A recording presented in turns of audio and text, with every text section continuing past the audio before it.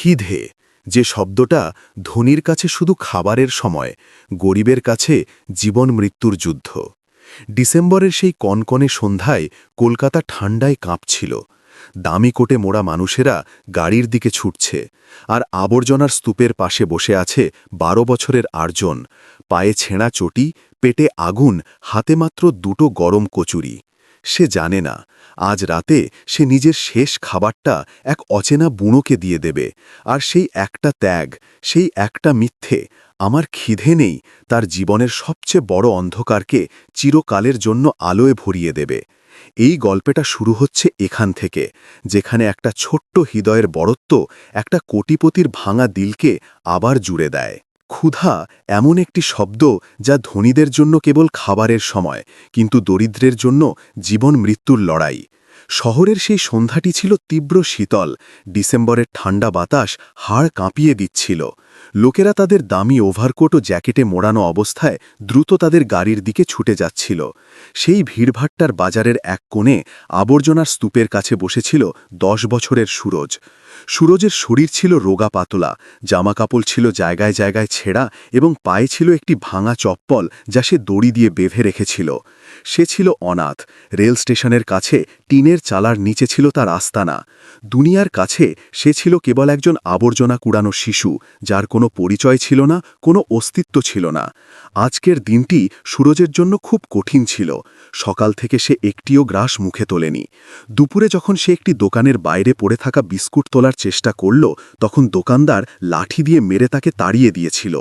অপমানের জ্বালা সহ্য করে এবং পেটে শক্ত করে কাপড় বেঁধে সে সন্ধ্যা পর্যন্ত কাজ করতে থাকল। দিনের শেষে বাতিল জিনিসপত্রের দোকানে কাজ করে সে পেল মাত্র 20 টাকা। সেই 20 টাকা মুঠোর মধ্যে ধরে সুরজের চোখে এক ঝলক দেখা গেল। সে সোজা মিষ্টির দোকানে গেল। গরম গরম সিঙারার গন্ধে তার ক্ষুধা আরও বেড়ে গেল। সে 2টি সিঙারা কিনল। কাগজের প্লেটে গরম সিঙারা নিয়ে সে এক কোণের দিকে এগিয়ে গেল, যাতে শান্তিতে বসে নিজের ক্ষুধা মেটাতে পারে। তখনই তার চোখ পড়ল এক বৃদ্ধের ওপর। দোকানের শাটারের কাছে এক অত্যন্ত বয়স্ক মানুষ বসেছিলেন। তার চুল ছিল উস্কো খুস্কো, দাড়ি বেড়ে গিয়েছিল, এবং তিনি ঠান্ডায় তীব্রভাবে কাঁপছিলেন। লোকটি কারো কাছে কিছু চাইছিলেন না, শুধু নিজের ছেঁড়া শালটিতে নিজেকে গুটিয়ে নেওয়ার চেষ্টা করছিলেন। ভিড় পাশ দিয়ে চলে যাচ্ছিল, কিন্তু কেউ তার দিকে ফিরেও তাকাল না, যেন তিনি মানুষ নন, রাস্তার কোনো পাথর। সুরজ নিজের জায়গায় থেমে গেল। তার হাতে ছিল গরম সিঙারা, আর পেটে জ্বলছিল আগুন। তার মন বলছিল, খেয়ে নে সুরজ, তোর এটা দরকার। কিন্তু তার বিবেক অন্য কথা বলছিল। তার মায়ের কথা মনে পড়ল, যিনি মারা যাওয়ার আগে প্রায়শই নিজের অংশ তাকে খাইয়ে দিতেন। সুরজ ধীরে ধীরে সেই বৃদ্ধের কাছে গেল। বাবা, সে নরম সুরে ডাকল। বৃদ্ধ ক্লান্ত চোখ তুলে তাকালেন। সেই চোখে এক অদ্ভুত শূন্যতা ছিল, যেন তিনি পৃথিবীর সমস্ত আশা ছেড়ে দিয়েছেন। সুরজ কিছু না ভেবেই তিনি 2টি সিঙারাই সেই বৃদ্ধের দিকে বাড়িয়ে দিলেন। নিন বাবা, এটা খেয়ে নিন, গরম আছে, ঠান্ডা কম লাগবে। বৃদ্ধ কাঁপতে কাঁপতে হাতে সিঙারা দেখলেন, তারপর সুরজের মুখের দিকে তাকালেন। তাদের চোখে প্রশ্ন ছিল। তিনি ক্ষীণ ও কম্পিত স্বরে জিজ্ঞাসা করলেন, বাবা, তুমি কি খেয়েছ? তোমাকেও তো ক্ষুধার্ত মনে হচ্ছে। সেই মুহূর্তে সুরজের পেট জোরে গুড়গুড় করে উঠল। ক্ষুধায় তার মাথা ঘুরছিল। কিন্তু সেই 10 বছরের শিশুটি নিজের হাসির আড়ালে তার যন্ত্রণা লুকিয়ে ফেলল। সে সেই মিথ্যেটি বলল, যা হয়তো ইতিহাসের সবচেয়ে পবিত্র মিথ্যেগুলোর মধ্যে একটি ছিল। হেসে সে বলল, না বাবা, আমার পেট ভরা আছে, আমার ক্ষুধা নেই, আপনি খেয়ে নিন। বৃদ্ধের চোখে হঠাৎ জল এসে গেল। তিনি কাঁপতে থাকা হাতে সিঙারাটি তুলে নিলেন, কিন্তু তার দৃষ্টি সুরজের মুখ থেকে সরছিল না। তিনি জানতেন না যে এই শিশুটি, যে এইমাত্র তার নিজের ক্ষুধা বিসর্জন দিল, সে কেবল একটি সিঙারা পরিবেশন করছে না, বরং তার মনুষ্যত্ব পরিবেশন করছে। কিন্তু সুরজ জানত না, যাকে সে ভিখারি ভাবছে তিনি আসলে কে। ছেঁড়া পোশাকে বসে থাকা সেই বৃদ্ধ ছিলেন আসলে শহরের সবচেয়ে বড় শিল্পপতি হরিশঙ্কর সিংহানিয়া, যিনি নিজের ছেলেদের প্রতারণার পরে দুনিয়ার আসল চেহারা দেখার জন্য ছদ্মবেশে বেরিয়েছিলেন। আর আজ সেই কোটিপতিকে এক অনাথ শিশু ধনবত্তার আসল অর্থ বুঝিয়ে দিল। হরিশঙ্কর সিংহানিয়া কাঁপতে থাকা হাতে সিঙারার প্রথম গ্রাস মুখে রাখলেন। তার চোখ থেকে অপ্রত্যাশিতভাবে জল গড়িয়ে পড়ল এবং তার সাদা দাড়িতে মিশে গেল। সেই সিঙারাটি হয়তো শহরের সবচেয়ে সস্তা দোকানের ছিল, কিন্তু সেই মুহূর্তে তার স্বাদ পৃথিবীর যে কোনো পাঁচতারা হোটেলের খাবারের চেয়েও বেশি সুস্বাদু লাগছিল। এই স্বাদ মশলা বা আলুর ছিল না, এটি ছিল সেই ত্যাগের স্বাদ যা সেই ছোট শিশুটি করেছিল। সুরজ পাশেই দাঁড়িয়েছিল, মুখে এক তৃপ্তির হাসি নিয়ে। তার পেট তখনও মোচড় দিচ্ছিল, ক্ষুধা সহ্য করতে না পেরে তার নাড়িভুড়িগুলো নড়াচাড়া করছিল। কিন্তু সে তার ছেঁড়া শার্টটি আরেকটু শক্ত করে পেঁচিয়ে নিল, যাতে ক্ষুধার অনুভূতি কম হয়। সে কাছের নল থেকে একটি প্লাস্টিকের বোতলে জল ভরল এবং দৌড়ে বৃদ্ধের কাছে এলো। জল পান করুন বাবা, সুরজ বোতলটি এগিয়ে দিতে গিয়ে বলল। হরিশঙ্কর জল খেলেন এবং গভীর নিঃশ্বাস নিলেন। তিনি মনোযোগ দিয়ে সুরজকে দেখলেন। এই শিশুটি, যার নিজের জন্য জুতোও নেই, সে একজন অচেনা বৃদ্ধের জন্য চিন্তা করছে। হরিশঙ্করের মন তিক্ততা এবং স্মৃতির ঘূর্ণিপাকে ডুবে গেল। মাত্র 2 দিন আগেও তিনি ছিলেন সিংহানিয়া গ্রুপ অফ ইন্ডাস্ট্রিজের মালিক, কোটি কোটি টাকার সম্পদ, চাকর নকর এবং সমাজে প্রতিপত্তি। কিন্তু তার নিজের রক্ত, তার 2 ছেলে অলোক এবং সমীর প্রতারণা করে সমস্ত সম্পত্তি নিজেদের নামে করিয়ে নিয়েছিল। শুধু তাই নয়, তারা তাদের বাবাকে মানসিকভাবে অসুস্থ ঘোষণা করে বাড়ি থেকে বের করে দেওয়ার ষড়যন্ত্র করেছিল। সেই রাতে নিজের ছেলেদের গালি ও অপমান সহ্য করার পর হরিশঙ্কর বাড়ি থেকে বেরিয়ে এসেছিলেন। তিনি প্রতিজ্ঞা করেছিলেন যে তিনি দেখতে চান এই পৃথিবীতে এমন কোনো সম্পর্ক বা মানুষ অবশিষ্ট আছে কিনা যারা সিংহানিয়াকে নয় বরং একজন মানুষকে গুরুত্ব দেয়। গত 48 ঘণ্টা ধরে তিনি কেবল ধাক্কা খেয়েছিলেন। ধনী বন্ধুরা চিনতে অস্বীকার করেছিল এবং আত্মীয়রা দরজা বন্ধ করে দিয়েছিল। কিন্তু আজ আবর্জনার স্তূপের কাছে এই অনাথ শিশুটি তার ভেঙে যাওয়া বিশ্বাসকে আবার জুড়ে গেল। তোমার নাম কি বাবা? হরিশঙ্কর ভারী গলায় জিজ্ঞাসা করলেন। সুরজ, ছেলেটি উত্তর দিল। হরিশঙ্করের ঠোঁটে একটি ক্ষীণ হাসি ফুটে উঠল। সুরজ সত্যি তার জীবনের ঘন অন্ধকারে আলোর রশ্মি হয়ে এসেছিল। রাত আরও গভীর হচ্ছিল, কুয়াশা পড়তে শুরু করেছিল। হরিশঙ্করের পুরনো শালটি ঠান্ডা আটকানোর জন্য যথেষ্ট ছিল না। তার শরীর আবার কাঁপতে শুরু করল। সুরজ এটা দেখল এবং চুপ থাকতে পারল না। সে জানত যে এই বৃদ্ধ যদি রাতভর খোলা আকাশের নিচে থাকেন তবে সকাল পর্যন্ত তিনি হয়তো বেঁচে থাকবেন না। সুরজ তার হাত বাড়িয়ে দিল। বাবা, এখানে খুব ঠান্ডা। আমার বাড়ি কাছেই, মানে বাড়ি তো নয়, শুধু একটা টিনের ছাদ, কিন্তু সেখানে বাতাস লাগে না। আপনি আমার সাথে চলুন। হরিশঙ্কর অবাক হয়ে গেলেন। তার নিজের ছেলেরা তাকে রাজকীয় বাংলা থেকে ধাক্কা মেরে বের করে দিয়েছে, আর এই রাস্তার ছেলেটি তাকে তার ছোট ঝুপড়িতে আশ্রয় দিচ্ছে। তোমার ভয় লাগে না যদি আমি কোনো চোর বা বদমাশ হই? হরিশঙ্কর তাকে যাচাই করার জন্য জিজ্ঞাসা করলেন। সুরজ হেসে উঠল, এক অত্যন্ত নিষ্পাপ ও বেদনা ভরা হাসি। চোর আমার কাছ থেকে কি চুরি করবে বাবা? আমার তো হারানোর কিছুই নেই, আর যা আমার আছে, আমার সদিচ্ছা, তা কেউ চুরি করতে পারে না। চলুন, উঠুন। সুরজ ভরসা দিয়ে হরিশঙ্করকে ওঠালো। সেই রাতে শহরের চাকচিক্য থেকে দূরে একজন কোটিপতি তার আসল পরিবারের সন্ধানে এক অনাথ শিশুর সাথে রেল লাইনের ধারে তৈরি একটি ঝুপড়ির দিকে হেঁটে চললেন। তিনি জানতেন না যে এই রাতটি তার জীবনের সবচেয়ে শান্তিময় রাত হতে চলেছে, আর সুরজও জানত না যাকে সে সাহায্য করছে সে তার ভাগ্য বদলে দেবে। রেল লাইনের ধারে তৈরি সেই বস্তি অন্ধকারে ডুবেছিল, কিন্তু সুরজের ছোট্ট ঝুপড়িতে অন্যরকম আলো ছিল, মনুষ্যত্বের আলো। সুরজ টিনের একটি পুরনো দরজা সরিয়ে হরিশঙ্করকে ভেতরে আসার ইশারা করল। ভেতরে আসুন বাবা, একটু মাথা নিচু করে আসবেন। হরিশঙ্কর ভেতরে পা রাখলেন। জায়গাটি হয়তো 6 ফুট লম্বা এবং 4 ফুট চওড়া হবে। প্লাস্টিকের বস্তা, বাঁশের খুঁটি এবং মরিচা ধরা টিনের চাদর দিয়ে তৈরি সেই জায়গাটি বাতাসের প্রত্যেক ঝাপটার সাথে খড়খড় করছিল। এক কোণে কিছু পুরনো খবরের কাগজের স্তূপ ছিল, একটি ভাঙা বালতি এবং দেওয়ালে ভগবানের একটা অদ্ভুত ছবি টাঙানো ছিল। এটা আমার প্রাসাদ, সুরজ হেসে বলল, কিন্তু তার হাসিতে কোনো লজ্জা ছিল না। সে দ্রুত এক কোণে পাতা ছেঁড়া মাদুরটি ঝেড়ে নিল এবং একটি পুরনো জায়গায় জায়গায় সেলাই করা কম্বল বের করল। এটাই ছিল তার কাছে থাকা একমাত্র কম্বল। বাবা, আপনি এটা মুড়ি দিন, রাতে ঠান্ডা খুব বেড়ে যায়। সুরজ সেই কম্বলটি হরিশঙ্করের কাঁধে ফেলে দিল। হরিশঙ্কর কম্বলটি হাতে ধরলেন, তাতে স্যাঁতস্যাঁতে গন্ধ আসছিল, কিন্তু সেই মুহূর্তে সেটি তার কাছে পশমিনা শালের চেয়েও বেশি মূল্যবান মনে হল। তিনি জিজ্ঞাসা করলেন, বাবা, তুমি যদি আমাকে এই কম্বলটি দাও তবে তুমি নিজে কি মুড়ি দেবে? সুরজ কোণে পড়ে থাকা পাটের কিছু খালি বস্তা তুলে নিল এবং সেগুলো নিজের শরীরে জড়াতে জড়াতে বলল, আরে বাবা, আমার অভ্যাস আছে, আমাদের গরিবদের চামড়া মোটা হয়, ঠান্ডা আমাদের ভয় পায়, আপনি বয়স্ক, আপনার বেশি দরকার। হরিশঙ্করের চোখ থেকে অস্ত্র পড়া থামল না। তিনি তার ছেলেদের মখমলের গদ্দি এবং শীতাতাপ নিয়ন্ত্রিত ঘরের কথা মনে করছিলেন, যেখানে হৃদয় জমে বরফ হয়ে গিয়েছিল, আর এখানে চটের বস্তায় মোড়া এই শিশুটি আগুনের মতো প্রেম দিচ্ছিল। রাত গভীর হয়েছিল, বাইরে দূর থেকে কোনো ট্রেনের হুইসেলের শব্দ আসছিল। হরিশঙ্কর দেওয়ালে ঠেস দিয়ে বসে জিজ্ঞাসা করলেন, সুরজ, তুমি স্কুলে যাও না? সুরজ, যে এতক্ষণ বস্তায় গুটিয়ে শোয়ার চেষ্টা করছিল, হঠাৎ হয়ে উঠে বসল। তার চোখে একটা স্বপ্ন ভেসে উঠল। যেতে তো চাই বাবা, খুব মন চায় যে আমিও ইউনিফর্ম পরি, আমার কাছেও বই ভর্তি ব্যাগ থাকুক। কিন্তু তার কণ্ঠস্বর কিছুটা ক্ষীণ হয়ে গেল। পেটের ক্ষুধা বইয়ের অক্ষরগুলোকে আবছা করে দেয়। সারাদিন কবার কুলায়, তবেই রাতের খাবার জোটে। স্কুলে গেলে খাবো কি? হরিশঙ্কর চুপচাপ শুনতে থাকলেন। সুরজ তারপর উৎসাহের সঙ্গে বলল, কিন্তু আমি হার মানব না, আমি রোজ একটু একটু করে টাকা সেই মাটির ভাঁড়ে জমা করি। সে কোণে রাখা একটি ছোট মাটির পাত্রের দিকে ইশারা করল। যখন অনেক টাকা হয়ে যাবে তখন আমি নিজেই আমার ভর্তি করাবো। লোকেরা বলে কবাড়ির ছেলে কবাড়ি হয়, কিন্তু আমি একদিন বড় মানুষ হব বাবা, খুব বড় মানুষ, যাতে ভবিষ্যতে কোনো শিশুকে আর খালি পেটে শুতে না হয়। হরিশঙ্করের গলা ধরে এলো।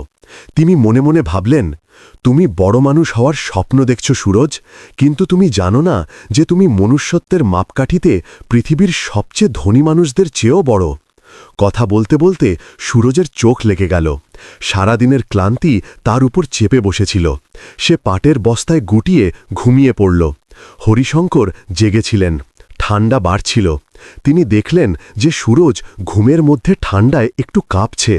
হরিশঙ্কর ধীরে ধীরে নিজের গায়ে ওড়ানো কম্বলটি সরিয়ে নিলেন এবং সেটি ঘুমন্ত সুরজের ওপর দিয়ে দিলেন। তিনি নিজে তার ছেঁড়া শালের মধ্যে গুটিয়ে গেলেন। আজ প্রথমবারের মতো তার ঘুম আসছিল না, কিন্তু তা দুশ্চিন্তার কারণে নয়, বরং একটি সিদ্ধান্তের কারণে। তিনি ঠিক করে নিয়েছিলেন যে এই রাতটি হবে সুরজের দারিদ্র্যের শেষ রাত। কিন্তু নিয়তি তার জন্য আরও একটি পরীক্ষা রেখেছিল। প্রায় মধ্যরাতে হরিশঙ্করের বুকে তীব্র ব্যথা শুরু হল। ঠান্ডা এবং মানসিক চাপ তার বৃদ্ধ শরীরকে ভেঙে দিয়েছিল। তিনি জোরে জোরে কাশতে শুরু করলেন। তার কাশির আওয়াজ শুনে সুরজ ঘাবড়ে উঠে জেগে গেল। সে দেখল যে বাবা ঘামে ভিজে গেছেন এবং শ্বাস নিতে কষ্ট করছেন। বাবা, কি হয়েছে? সুরজ ঘাবড়ে গিয়ে তাকে সামলাল। হরিশঙ্করের শরীর জ্বরে তাওয়ার মতো গরম হয়েছিল। হরিশঙ্করের অবস্থা খারাপ হচ্ছিল। তার শরীর জ্বরে পুড়ছিল এবং শ্বাস প্রশ্বাস বন্ধ হয়ে আসছিল। মনে হচ্ছিল যেন হার্ট অ্যাটাক হতে চলেছে। সুরজ ঘাবড়ে গেল। সে বুঝতে পারছিল না কি করবে। তার কাছে ফোন ছিল না, আর ডাক্তার ডাকার মতো টাকাও ছিল না। সে তার পকেট হাতড়াল, কিন্তু তা খালি ছিল। সন্ধ্যার সমস্ত আয়, সেই 20 টাকা, সে সিঙারা কিনতে খরচ করে ফেলেছিল। জল, জল! হরিশঙ্কর কাতরাচ্ছিলেন। সুরজ তাকে জল পান করাল, কিন্তু তাতে কোনো স্বস্তি মিলল না। সে জানত যে এখনই যদি ওষুধ না দেওয়া হয় তবে এই বৃদ্ধ হয়তো সকালের সূর্য দেখতে পাবেন না। তার টাকার দরকার ছিল। সুরজের চোখ কোণে রাখা সেই মাটির ভাঁড় পিগি ব্যাংকের উপর পড়ল। এটি ছিল সেই ভাঁড় যেখানে সে গত 2 বছর ধরে 1 টাকা 1 টাকা করে জমাচ্ছিল। সেই ভাঁড়টি কেবল মাটির পাত্র ছিল না, এটি ছিল সুরজের স্কুল ব্যাগ, তার ভবিষ্যৎ। প্রতিটি মুদ্রার সাথে সে একটি স্বপ্ন বুনেছিল যে একদিন সে আবর্জনার স্তূপ থেকে বেরিয়ে এসে সম্মানের জীবন যাপন করবে। এক মুহূর্তের জন্য সুরজের হাত থেমে গেল।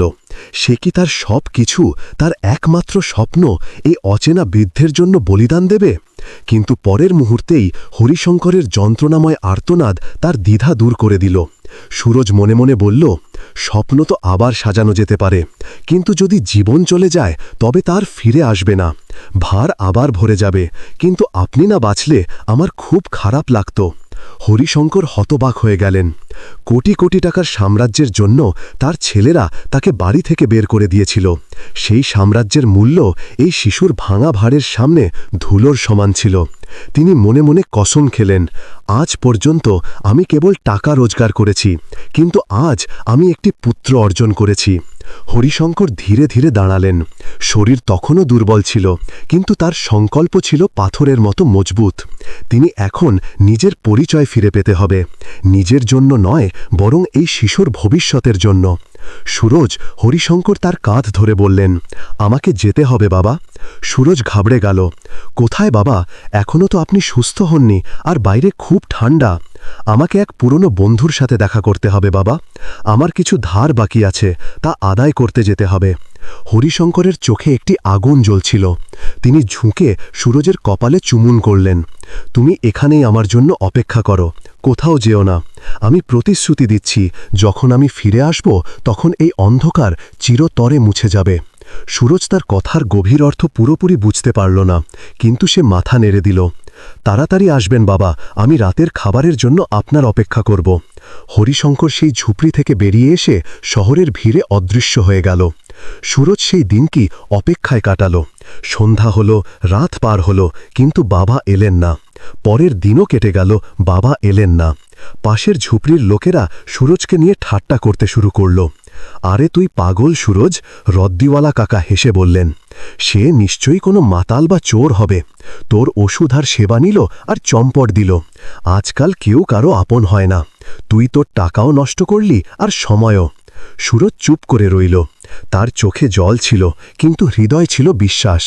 সে সেই বৃদ্ধের চোখে মিথ্যা দেখিনি। না কাকা, তিনি আসবেন, সে ধীর স্বরে বলল, এবং আবার রেল লাইনের দিকে দেখতে লাগল। 3 দিন পেরিয়ে গেল। সুরজের আশা এবার ভাঙতে শুরু করেছিল। সে হতাশ হয়ে তার ঝুপড়ির বাইরে বসে ভাঙা ভাড়ের টুকরোগুলি জোড়ার চেষ্টা করছিল। তার মনে হচ্ছিল যেন হয়তো দুনিয়া সত্যিই বলছে, গরিবের কপালে শুধু প্রতারণাই জোটে। তখনই হঠাৎ পুরো বস্তিতে শোরগোল পড়ে গেল। ধুলোর মেঘ উড়িয়ে সাইরেন বাজাতে বাজাতে 3টি কালো বিলাসী বহু গাড়ি কাদা ভরা রাস্তায় এসে থামল। বস্তির লোকেরা অবাক হয়ে দৌড়াতে শুরু করল। এত দামি গাড়ি সেখানে কখনো আসেনি। গাড়ির দরজা খুলল। কালো স্যুটে সজ্জিত দেহরক্ষীরা বাইরে বেরিয়ে এসে একটি বৃত্ত তৈরি করল। মাঝের সবচেয়ে বড় গাড়িটির দরজা খুলল। একটি ঝকঝকে কালো জুতো কাদার মধ্যে নামল।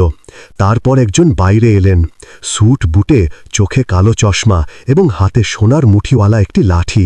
পুরো বস্তি নীরব হয়ে গেছিল, কিন্তু সুরজের চোখ বড় হয়ে গেল। সেই মুখ, সেই দাড়ি, পোশাক পরিবর্তন হয়েছিল, প্রতিপত্তি পরিবর্তন হয়েছিল, কিন্তু সেই মুখটি একই ছিল। তিনি ছিলেন বাবা, কিন্তু এখন তিনি অসহায় ভিখারি নন, বরং শহরের সবচেয়ে শক্তিশালী শিল্পপতি হরিশঙ্কর সিংহানিয়া। বস্তিতে নিস্তব্ধতা নেমে এলো। সেই রদ্দিওয়ালা কাকা, যিনি গতকাল পর্যন্ত সুরজকে নিয়ে ঠাট্টা করছিলেন, এখন ভয়ে পিছিয়ে গেলেন। সবাই অবাক হয়ে সেই ধনী মানুষটিকে দেখছিল, যিনি কাদা এবং নোংরার পরোয়া না করে সোজা সুরজের ঝুপুরির দিকে এগিয়ে যাচ্ছিলেন। সুরজ তার জায়গা থেকে নড়তেও পারছিল না। সে নিজের চোখকে বিশ্বাস করতে পারছিল না। এই কি সেই বৃদ্ধ বাবাই, যিনি তার ছেঁড়া মাদুরে ঘুমাতেন? হরিশঙ্কর সিংহানিয়া সুরজের কাছে এসে দাঁড়ালেন। সুরজ তার নোংরা হাতগুলো পেছনে লুকিয়ে ফেলল। তার ভয় হচ্ছিল যে তার অপরিষ্কার হাতে যেন বাবার দামি কোট নোংরা না হয়ে যায়। হরিশঙ্কর তার কালো চশমাটি সরালেন। তার চোখে সেই রাতে দেখা স্নেহ এবং সজলতা ছিল। তিনি হাঁটু গেড়ে সেই কাদার মধ্যে বসে পড়লেন, সরাসরি সুরজের উচ্চতার সমান হতে। একজন কোটিপতির একজন আবর্জনা কুড়ানো শিশুর সামনে হাঁটু গেড়ে বসা, এই দৃশ্য দেখে পুরো বস্তির শ্বাস থেমে গিয়েছিল। বাবা, সুরজের কণ্ঠস্বর কাঁপছিল। আপনি তো রাজা হয়ে গেলেন। হরিশঙ্করের চোখে জল ভরে এলো। তিনি সুরজের 2টি হাত নিজের হাতে ধরে বললেন, রাজা আমি নই বাবা, রাজা তো তুমি। সেই রাতে যখন আমার নিজের রক্ত আমাকে রাস্তায় ফেলে দিয়েছিল, তখন তুমি আমাকে আপন করে নিয়েছিলে। লোকেরা মন্দিরে ভগবানকে প্রসাদ নিবেদন করে, কিন্তু তুমি একজন অচেনা ভিখারির জন্য নিজের ভবিষ্যৎ, নিজের ভাঁড় ভেঙে আমার জীবন বাঁচিয়েছ। সুরজের চোখ থেকেও অশ্রু গড়িয়ে পড়ল। সবাই বলছিল যে আপনি টাকা নিয়ে পালিয়ে গেছেন, যে আপনি আমাকে ভুলে গেছেন। হরিশঙ্কর তাকে শক্ত করে আলিঙ্গন করলেন। তার দামি স্যুট, সুরজের ময়লা পোশাক এবং অশ্রুতে ভিজে গেল, কিন্তু তার কোনো পরোয়া ছিল না। আমি আমার প্রাণ ভুলতে পারি সুরজ, কিন্তু তোমাকে নয়। আমি বলেছিলাম না যে যখন আমি ফিরব তখন এই অন্ধকার মুছে যাবে। তারপর হরিশঙ্কর উঠে দাঁড়ালেন এবং ভিড়ের দিকে ফিরলেন। এখন তার চোখে ছিল রাগ। তিনি রদ্দিওয়ালা এবং প্রতিবেশীদের দিকে আঙুল তুললেন। তোমরা সবাই এই শিশুটিকে অনাথ এবং আবর্জনা কুড়ানো ছিনা ভাবতে, তাই না? তোমরা সবাই তাকে নিয়ে ঠাট্টা করেছিলে যখন সে আমার জীবন বাঁচাতে নিজের সমস্ত রোজগার বিলিয়ে দিল। তোমরা কি মনে করো তোমরা ওর চেয়ে ভালো? হরিশঙ্করের কণ্ঠস্বর গর্জে উঠল।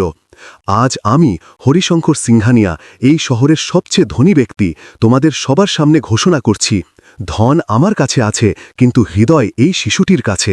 এ অনাথ নয়, আজ থেকে এ আমার নাতি, আমার উত্তরাধিকারী। পুরো বস্তি হতবাক হয়ে গেল। সুরজ, যে গতকাল পর্যন্ত দুবেলার রুটির জন্য সংগ্রাম করছিল, আজ সে শহরের সবচেয়ে বড় সাম্রাজ্যের উত্তরাধিকারী ঘোষিত হল। হরিশঙ্কর সুরজের দিকে হাত বাড়ালেন। চলো বাবা, তোমার প্রাসাদ অপেক্ষা করছে। আর হ্যাঁ, তোমার স্কুলে যেতে মন চাইতো তো? এখন তুমি সেই স্কুলে পড়বে যা কিনে ফেলার সামর্থ্য আমার আছে। কিন্তু তোমাকে এই বাড়ি ছাড়তে হবে। সুরজ তার ভাঙা ঝুপুরি এবং ভারের ছড়িয়ে থাকা টুকরোগুলির দিকে শেষবারের মতো তাকাল। সে সেখান থেকে শুধু একটি জিনিস তুলে নিল, সেই পুরনো ছেঁড়া শালটি যা সে প্রথম রাতে বাবাকে দিয়েছিল। সুরজ হরিশঙ্করের হাত ধরল। যেই শিশুটি সেই ঝকঝকে গাড়ির দিকে এগিয়ে গেল, মেঘের পিছন থেকে আসল সূর্য সুরজ বেরিয়ে এলো এবং তার সোনালি কিরণ সেই শিশুর মুখে পড়ল, যে প্রমাণ করে দিয়েছিল যে মনুষ্যত্বের চেয়ে বড় কোনো ধর্ম নেই। সিংহানিয়া হাউসের বিশাল লোহার গেট যখন খুলল, তখন অলোক এবং সমীর, হরিশঙ্করের ছেলেরা, লনে দাঁড়িয়েছিল। তারা সম্পত্তির আইনি জটিলতা এড়াতে তাদের বাবার মিথ্যা রিপোর্ট পুলিশে দেওয়ার প্রস্তুতি নিচ্ছিল। কিন্তু যখন তারা দেখল যে তাদের বাবা পুলিশ নিয়ে নয়, বরং তার ব্যক্তিগত নিরাপত্তা রক্ষীদের সাথে এবং সেই পুরনো জাঁকজমক নিয়ে গাড়ি থেকে নামছেন, তখন তাদের পায়ের নিচে মাটি সরে গেল। কিন্তু সবচেয়ে বড় ধাক্কা তারা খেল যখন তারা তাদের বাবার হাত ধরে সেই নোংরা এবং ছেঁড়া পোশাকের শিশু সুরজকে দেখল। অলোক দৌড়ে কাছে এলো। বাবা, আপনি কোথায় চলে গিয়েছিলেন? আমরা কত চিন্তিত ছিলাম। সমীরও অভিনয় করে বলল, হ্যাঁ বাবা, আমাদের ক্ষমা করে দিন, আমাদের ভুল হয়ে গিয়েছিল। হরিশঙ্কর হাত তুলে তাদের সেখানেই থামিয়ে দিলেন। তার চোখে এখন পিতার ভালোবাসা নয়, বরং একজন বিচারকের কঠোরতা ছিল। এই নাটক বন্ধ করো। হরিশঙ্করের কণ্ঠে বিদ্যুতের মতো কড়কড় শব্দ ছিল। যখন আমি সেই ঠান্ডা রাতে রাস্তায় মরছিলাম, তখন তোমাদের দুশ্চিন্তা কোথায় ছিল? তোমরা দুজনেই আমাকে কেবল এই কারণেই বাড়ি থেকে বের করে দিয়েছিলে, কারণ তোমরা ভেবেছিলে যে আমি বুড়ো এবং অসহায়। তোমরা আমার সম্পদ চেয়েছিলে, আমার ছায়া চাওনি। তিনি সুরজকে তার ছেলেদের সামনে এগিয়ে দিলেন। একে দেখো, এর নাম সুরজ। তার মাথায় ছাদ ছিল না, খাবার ছিল না, কিন্তু যখন আমি ক্ষুধায় কাতরাচ্ছিলাম, তখন সে তার ভাগের খাবার আমাকে দিয়েছে। যখন আমি মৃত্যুর সাথে লড়ছিলাম, তখন সে তার ভবিষ্যতের স্বপ্ন, তার ভাঁড় ভেঙে আমার জীবন বাঁচিয়েছে। হরিশঙ্কর উকিলদের ইশারা করলেন। একজন উকিল ফাইল নিয়ে এগিয়ে এলেন। আজ থেকে আমার সমস্ত স্থাবর অস্থাবর সম্পত্তি, আমার কোম্পানি এবং আমার এই বাড়ি সবকিছু একটি ট্রাস্টের নামে থাকবে, যার একমাত্র উত্তরাধিকারী এবং মালিক হবে সুরজ। দুই ছেলের মুখ থেকে রক্ত চলে গেল। হরিশঙ্কর আরও বললেন, তোমরা দুজনেই বাড়িতে থাকতে পারো, কিন্তু মালিক হিসেবে নয়, অতিথি হিসেবে। এবং তোমাদের প্রতি মাসের খরচের জন্য সুরজের কাছে চাইতে হবে। এবার তোমরা বুঝতে পারবে যে কারো কাছে হাত পাতার কষ্ট কেমন হয়। এটি ছিল কর্মের চক্র। যারা তাদের পিতাকে ভিখারি বানিয়েছিল, আজ তারাই নিজেদের বাড়িতেই অভাবী হয়ে গেল। 2 বছর পর শহরের সবচেয়ে বড় ইন্টারন্যাশনাল স্কুলের গেটে একটি দামি গাড়ি থামল। তা থেকে একটি ছেলে নামল, পরিষ্কার পরিচ্ছন্ন ইউনিফর্ম, কাঁধে ব্যাগ এবং মুখে আত্মবিশ্বাস। এ ছিল সুরজ, কিন্তু তার চোখে আজও সেই নম্রতা ছিল। সে ঝুঁকে হরিশঙ্করের পা ছুল। যাচ্ছি দাদু। হরিশঙ্কর তাকে আলিঙ্গন করলেন। যাও আমার সিংহ, খুব পড়াশোনা করো আর বড় মানুষ হও। সুরজ হাসল এবং স্কুলের ভেতরে দৌড়ে গেল। হরিশঙ্কর তাকে যেতে দেখতে থাকলেন। তার চোখে ছিল তৃপ্তির অশ্রু। দুনিয়ার কাছে তিনি একজন অনাথকে দত্তক নিয়েছিলেন, কিন্তু তিনি জানতেন যে সত্যটা অন্য। সেই অনাথ শিশুটি একজন হতভাগ্য পিতাকে আপন করে নিয়েছিল। সেই দিন সেই আবর্জনার স্তূপের কাছে কেবল একটি মিথ্যা বলা হয়েছিল, আমার ক্ষুধা নেই। কিন্তু সেই একটি মিথ্যা, সেই একটি ত্যাগ ভাগ্যের পুরো বই বদলে দিয়েছিল। সত্যিই বলা হয়েছে, ধনবত্তা ব্যাংকে রাখা টাকায় হয় না, ধনবত্তা আসে হৃদয় থেকে। এবং যেদিন মনুষ্যত্ব জিতে যায়, সেদিন রাস্তার ফকিরও বাদশা হয়ে যায়।